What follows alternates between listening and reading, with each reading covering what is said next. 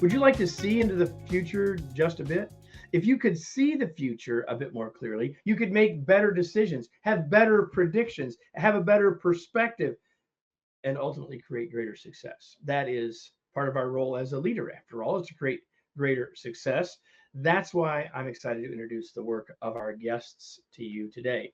Welcome to another episode of the Remarkable Leadership Podcast, where we are helping leaders grow personally and professionally to lead more effectively and make a bigger positive difference for their teams, organizations, and the world. If you are listening to this podcast, in the future, you could join us live. In this particular case, this went live on the live stream video version about 2.5 months before you're getting the chance to see it on the podcast. So if you want to get in front of those things and have a chance to interact in a live way, you can do that, learning more about when those are going to happen and how they happen by joining our Facebook or LinkedIn groups. Just go to remarkablepodcast.com/Facebook or remarkablepodcast.com/LinkedIn to do that.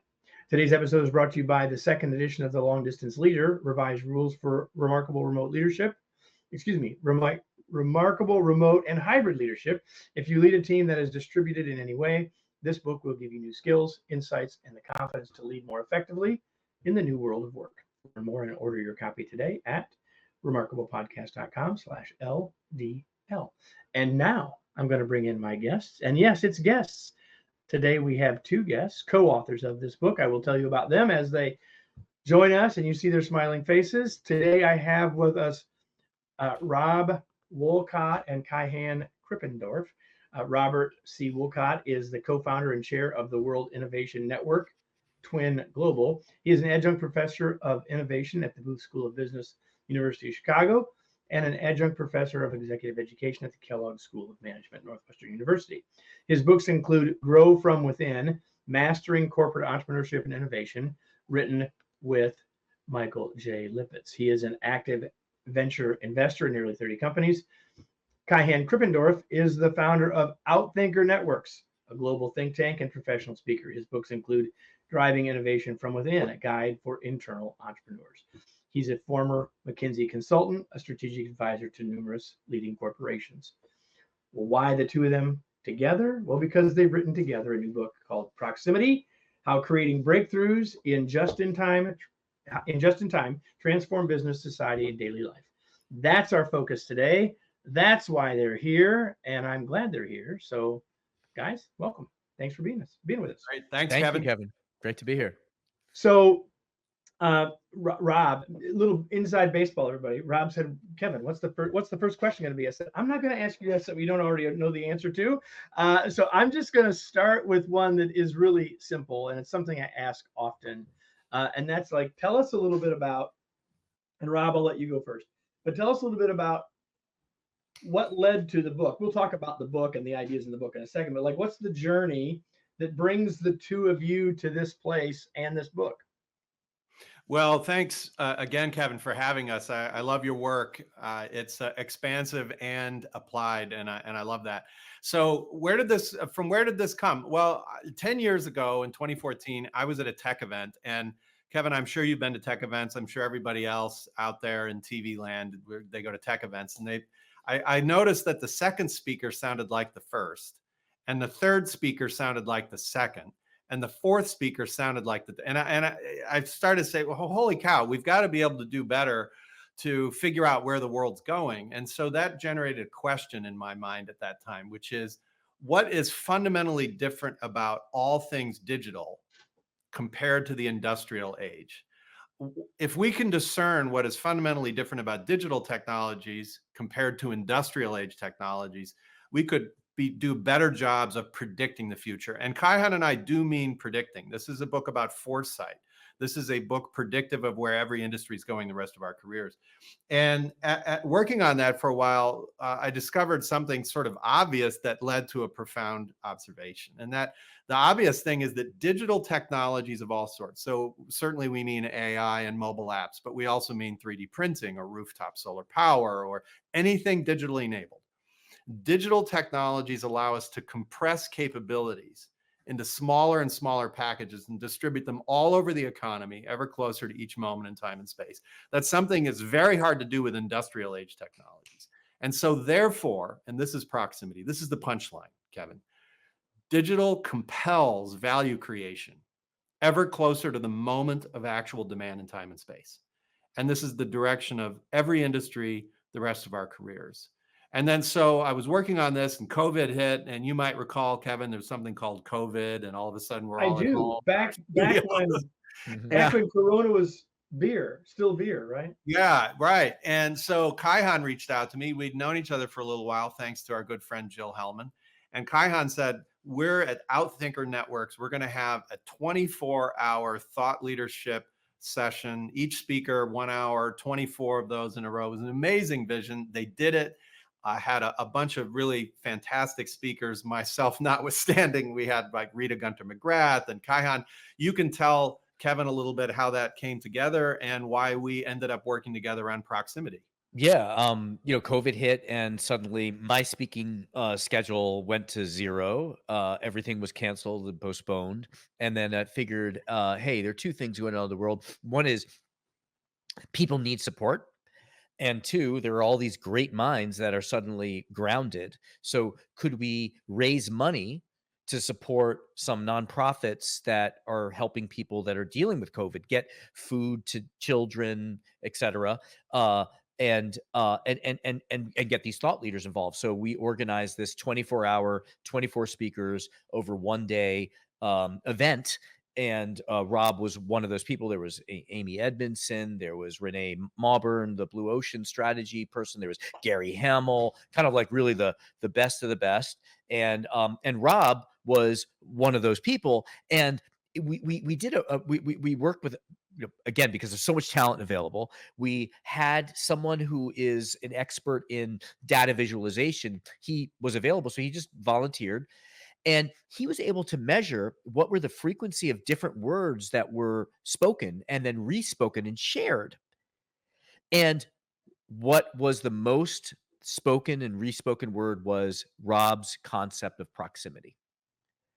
And so that led to this insight, like this idea clarifies for people a lot of stuff that seems to be disparate things going on, and it's a unifying concept. So when Rob asked me if I would be willing to contribute to the book and participate with him in writing the book, I jumped at the chance. So that is the title of the book, Proximity. There's a subtitle, of course, too, but the proximity is the key word. It's the title of the book.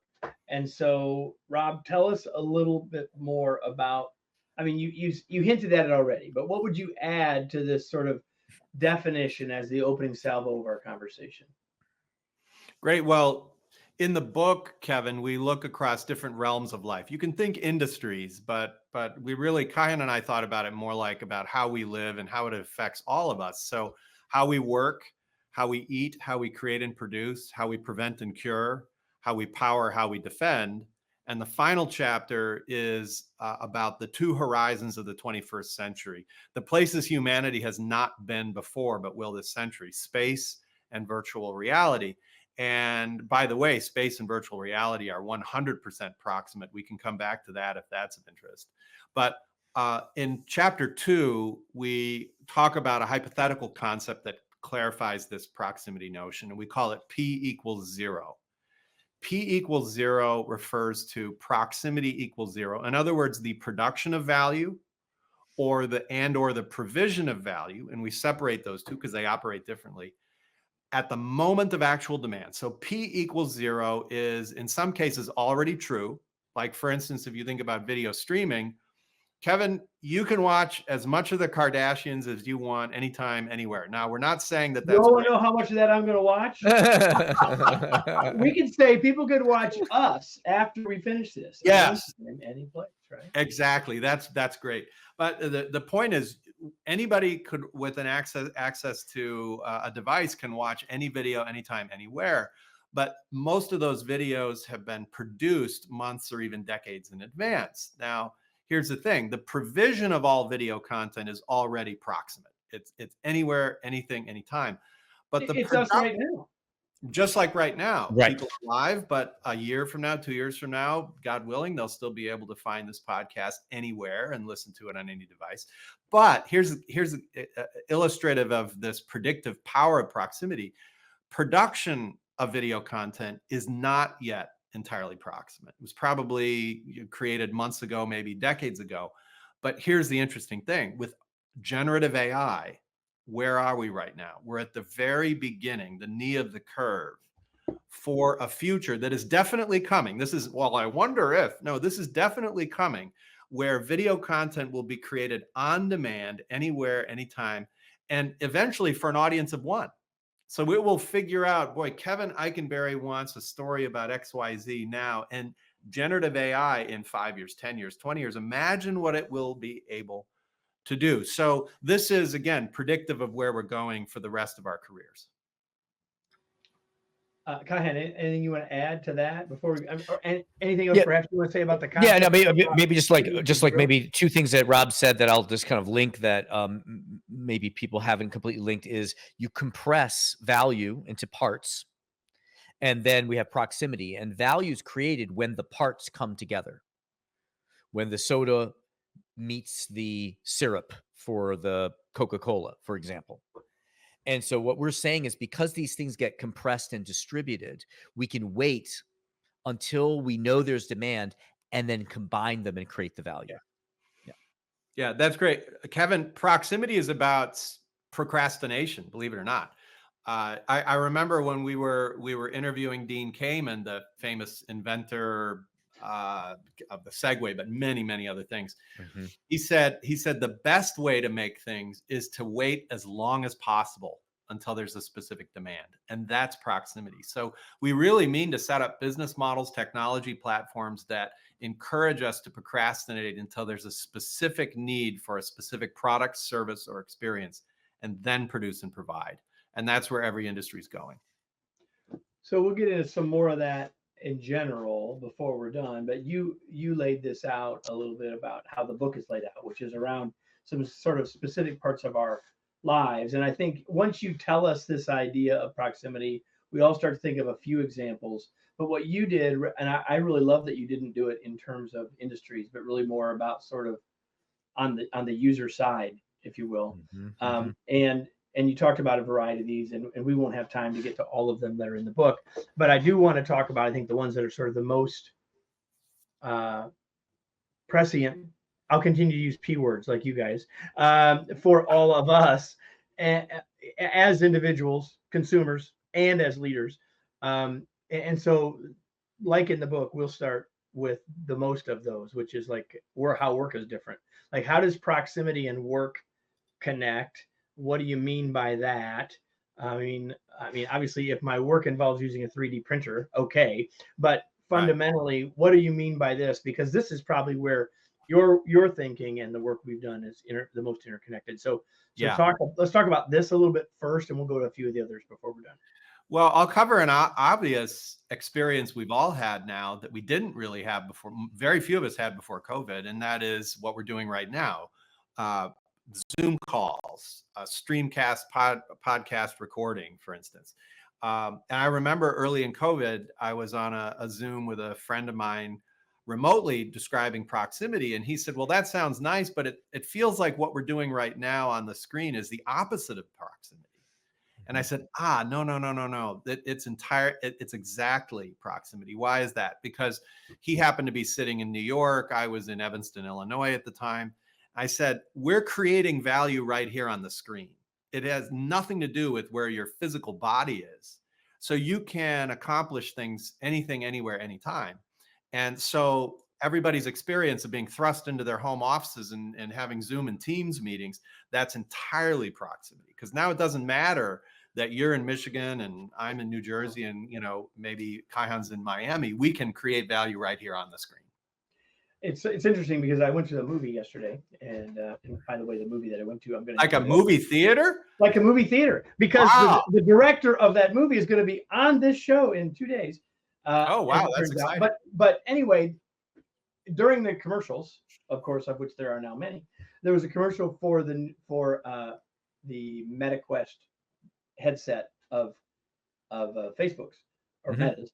And the interesting thing is, it's one of the things you just said, Rob, is one of the things that they sort of talked about, or the examples that they used of using this device. One of them was these two people who were in a relationship, but we're far apart, using those goggles, more Yep. than goggles, but using those devices to play a game together, right? Even though they aren't Hmm? physically proximate, right? So it's another example of what you're talking about. Yep. That's it. Absolutely. So beyond that thing that, that thing called Zoom that no one had heard of, and then it became a tool, and then it became a source of anxiety for people. Right. In the course of about 2 years, somewhere in there it was a verb too, right?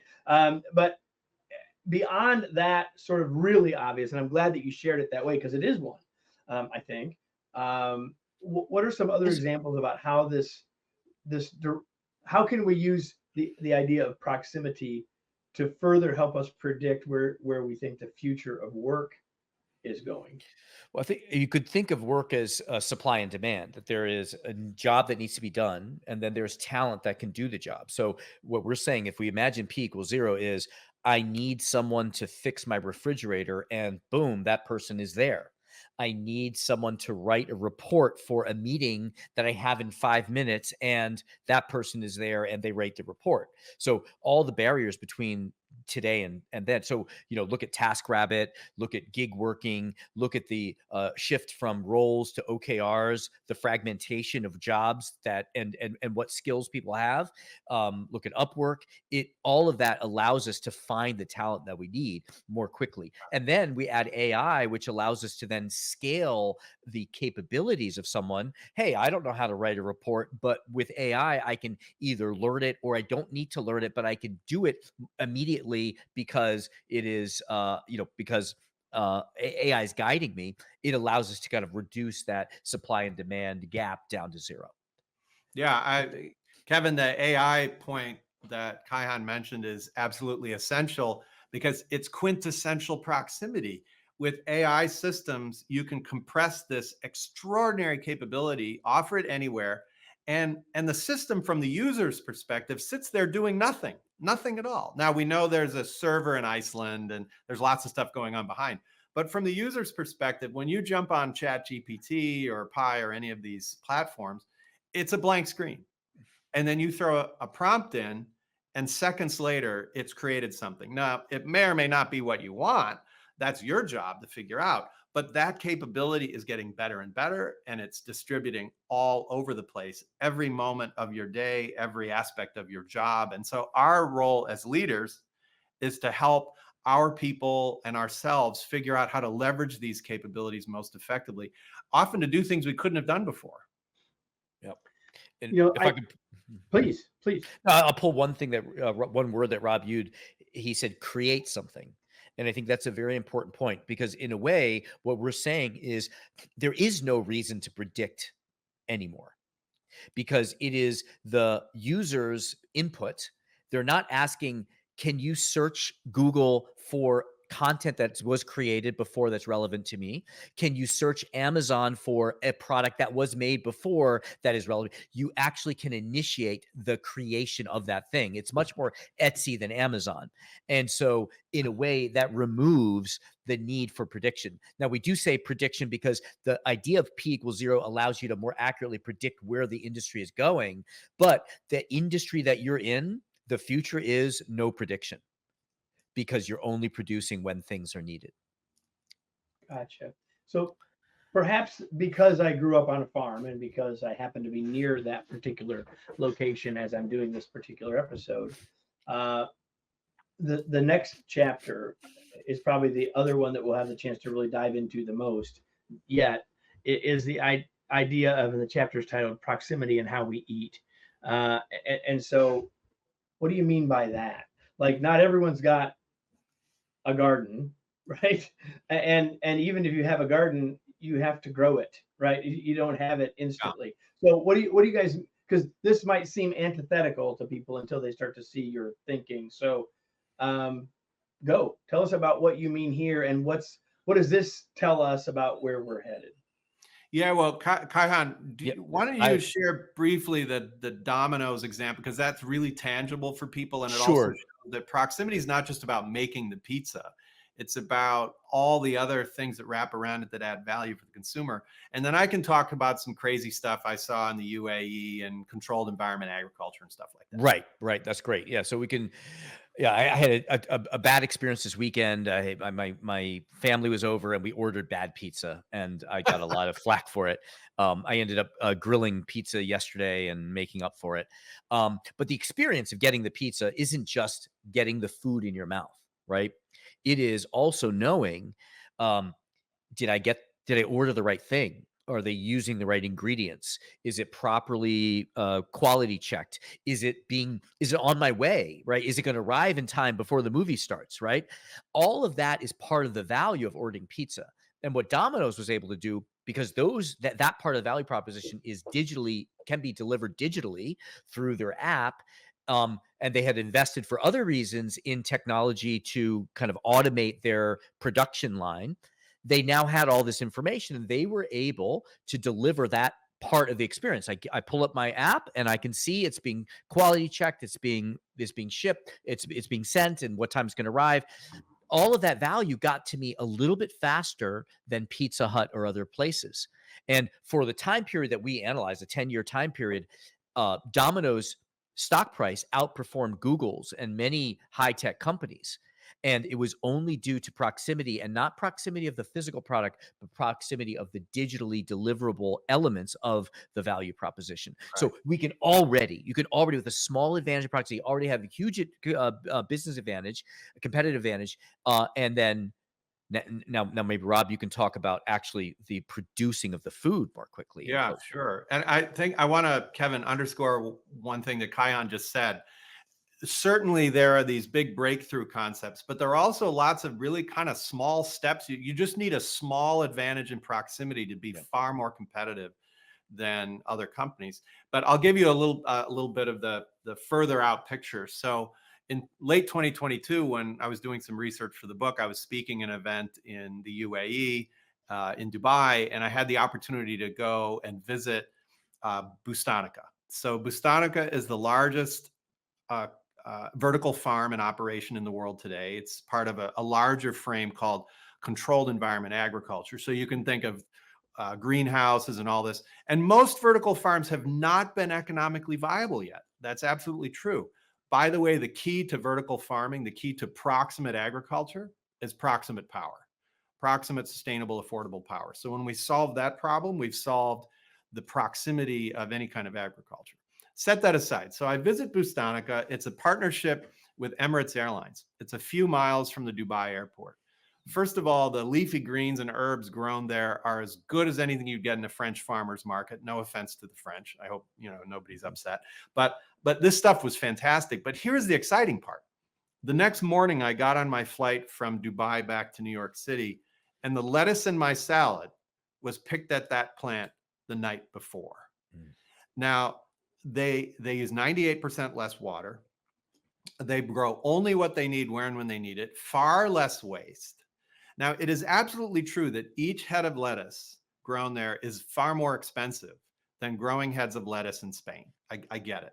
But here's the thing, that the people at Emirates told me they looked at the overall systemic cost and responsiveness of growing lettuce in Spain, harvesting it in advance, putting on a ship, sending it to a warehouse, hoping that some part of it is still good enough for the salad on my flight.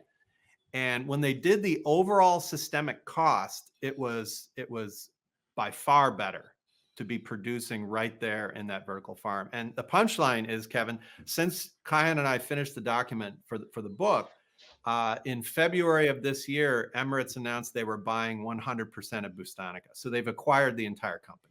So this stuff is starting slowly. It's just like all disruptive technologies. It doesn't work for most cases, but over time, people find the right applications that make money, that are value added. They get better and better. They run up the learning curve, and over the medium to long term, they change the game. And that's what's going on right now with proximity.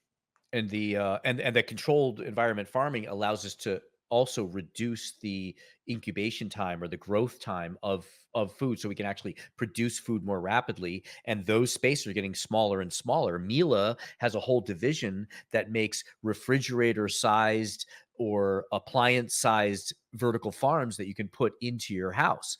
I saw one of those in Greece Oh, you just a did? couple weeks Oh, ago. wow. Yeah, I've only at an seen, event I've only space, spoken to them. and Yeah, I'm yeah. talking, and my host said, "Well, there's one of them right here."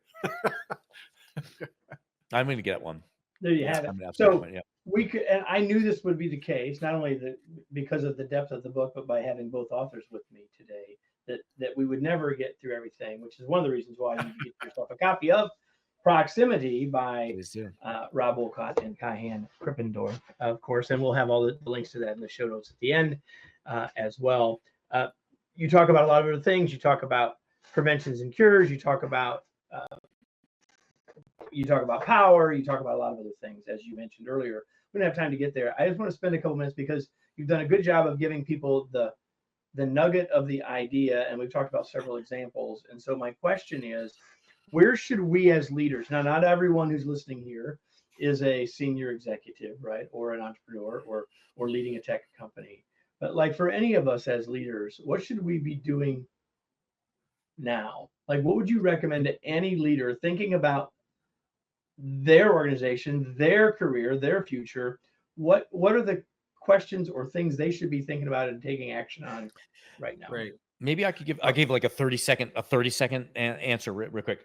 Really 4 steps. Envision P equals 0 in your industry. Step 2, break down all the barriers that currently exist between current state and P equals 0. It takes this long to grow a banana. It takes this long to ship it. It takes this long, and it goes down. Then go through the proximity technology, where there's AI, 3D printing, and the rest, and then map those up and identify and prioritize the opportunities. And just pick 1 or 2 opportunities, technology combined with a barrier, and then prioritize those to just get a little bit ahead of the competition. Yeah, I'd add to this, Kevin. And by the way, in our book, we have the Proximity Strategy Workbook, which is in the appendix. And obviously, Kaihan and I are always happy to engage with readers and leaders who'd like a little extra help, but you don't need us there to work with that workbook. Go through it and see what it means in your industry and for your customers and customers' customers. But I'd add to that, as an active investor, so I'm an active venture investor, but also public markets. I've been for a few years now looking for companies that are way ahead in terms of proximity. And I'll just give you a couple of publicly traded examples if people want to go take a look and see what this has meant. Look at, for instance, Axon Corporation, which is in public safety and security. So they pioneered the taser. We all know that. But then later on, they added body cams, police body cams. And then they started collecting data from all these body cams and doing analytics. And then earlier this year, they introduced a generative AI capability so the officer can push a button and, using the body cam data, populate the police report instantaneously. Now, of course, we all know police officers love writing police reports, so I'm sure that they wouldn't want to do this. But can you imagine eliminating the need to fill out that police report and how much more time? Or getting it 80% there, right? And yeah, then getting it 80% there, then editing it. It's profound. And then top that off with, they just acquired an indoor drone company and an outdoor drone company. And this company, Axon, it just joined S&P 500. They just keep growing, and they keep blowing away the street's numbers because most market analysts have not figured out the fundamental proximity driver of their strategy. Yeah. So, well, you said you were going to give us 2. You gave us 1. You got another one for everybody? Sure. I mean, I could keep going. There's another one that the market. So Axon it's up like 100 and some % just in the past year. I stand by it, but look, I'm not making any recommendations here because I understand. Pretty highly valued. But one that the market hasn't really respected yet is in 3D printing. And you've probably heard a ton about 3D printing, and people are saying, "See, I told you that's not going to work." People have been talking about it for a long time. But that's what happens with disruptive technologies. There's a lot of hype, and then we underperform, and people say, "See, I told you that's not going to work." A bunch of companies go bankrupt or go out of business, which has been happening. But what also happens when the carnage is out there, there'll be a few companies, and this has happened many times in history, there'll be a few companies that are well capitalized, that have a solid strategy, and they go up and they start buying up these other assets, technologies, companies that have meaningful stuff, and they roll them together. So right now, a company doing that's still under the radar is called Nano Dimension. They are becoming the leader in additive manufacturing. 3D printing is part of additive manufacturing. They just this year confirmed they're going to be buying direct metal. They're buying Mark Forged. They're rolling up these companies. It's still like $2.30 a share or something like that. But their market cap, Kevin, is equal to the cash they have on the balance sheet after these acquisitions. So you're just at the very beginning of seeing these things roll out. I feel like there should be some kind of liability statement there. Well, I was just going to say, like, no, you're not making any, you are an investor, and you're not. Don't take my advice. I'm just telling you that I have personally. Investments are risky, and we can roll that. There'll be no disclaimer, everybody, but because this is I have personally invested. Performance is not an indicator of. Yeah, there you go. That's what I was looking for. Yeah. I have personally invested. That's all I'm saying. I needed to do that here. Okay. Yeah. You do what you want. It's all on you. But just log on to wolcottinvestments.com. Well, that's not the link that I had. So I want to ask both of you a couple other questions I'd like to ask all of my guests before we finish. And the first one is, Kaihan, you first. What do you do for fun? Oh, I cook. I love to cook. Yeah. I'm a an amateur chef is how I would characterize myself. Okay. Actually, Rob? Kevin, half of Kaihan's feed is proximity, and the other half is stuff he just cooked. It's stuff I just cooked. Yeah. Yep. I can show you the pizzas that I made yesterday. Yeah. Well, yeah, you mentioned that already. Yeah. You already talked about that. Oh yeah. Yeah. And then the other question, and I'm going to have Rob go first because he knows the question, and I'm not sure in the pre-conversation kind that you heard this, so you'll get the chance to hear it because I'll make Rob go first. So, Rob, what are you reading these days? Well, I love history. It's also your other question. What do you do for fun? There's nothing I love more than reading great history. And I discovered a couple of books that have been reprinted that won Pulitzer Prizes back in the 20s and 30s about American history. And it's fascinating to see the perspective at that time. So one I'm reading right now is called The Founding of New England. It won the Pulitzer Prize, I think, in 1922. And it's a fascinating read. I already knew quite a bit about the history of New England, and I have to say I've learned probably 2x what I knew before from this book. Awesome. Kaihan, what are you reading? Yeah. So I have a podcast, and so I'm always getting pitch books, and I read. But there are two that this one I just pulled up. I really like this. This is kind of an unknown book.